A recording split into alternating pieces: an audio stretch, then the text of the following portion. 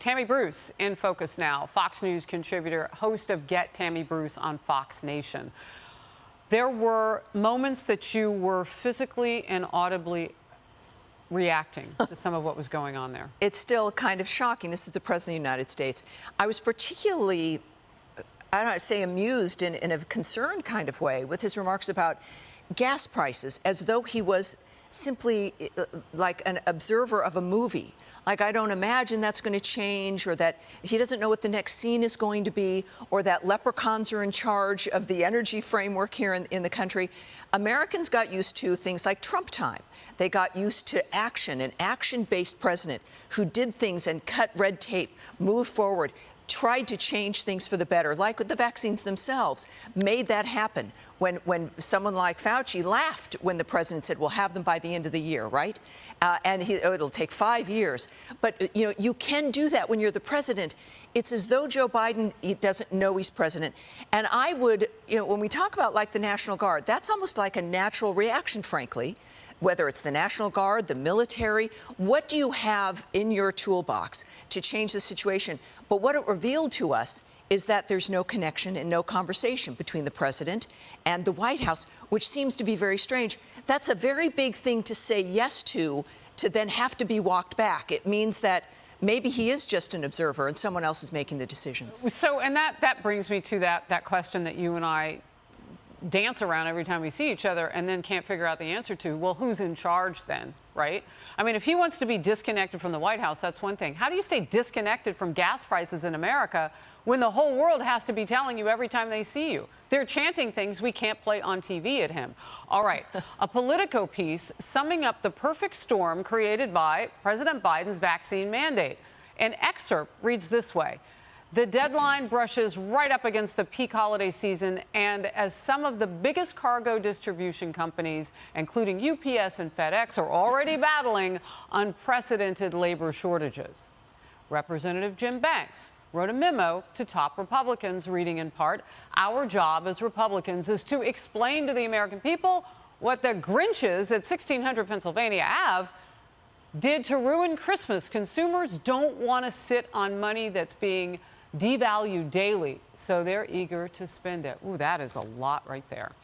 It is, and what's interesting is that, of course, we know that the people in the White House know what the season is. They know Thanksgiving, they know other holidays, they know it's Christmas time.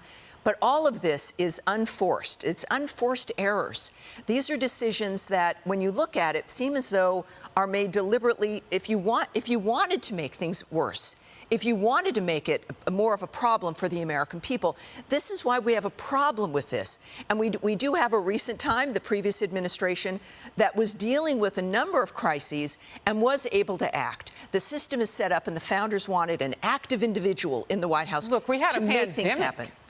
Yeah, well, and right? And then we got a vaccine, not one, not two, but three. Yes, exactly. And the reason we were able to sustain the pandemic economically was because of the strength of the economy. It's why American families have rainy day funds. You need to be ready for the unexpected. Well, they have one because they have all of our money. Well, the debt, they've also spent our money for the next several generations going forward. It is a remarkable thing to watch. The American people don't like it. But beyond not liking it, a lot of politicians look to the next election. We can't let them just let the bad news happen because they think it'll help their party or hurt another party. This is real life for American people who are already dealing with some mental health issues, the depression coming out of a pandemic, and then we can finally get together and they're saying, too bad, there's no gas, it's too expensive, there's no presents, nothing's going to get to you. How much more can we withstand the quality of people's lives? And we talk about the middle class all the time, but let's talk about people who are and do go paycheck to paycheck.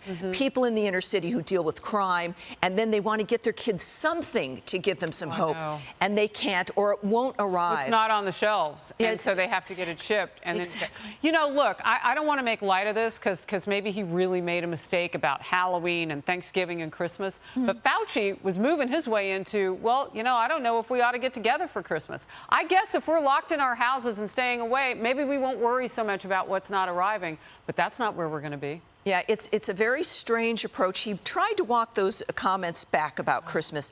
But when this is your job and you're head of the infectious diseases department at HHS, you've done it for decades.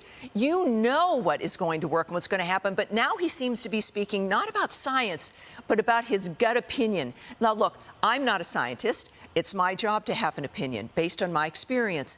His job is supposed to be about science and medicine and facts. That was abandoned months ago, and this is what the American people are upset about. All of this fits into something known as the Biden administration, and then you've got those polls. We'll get into that another day.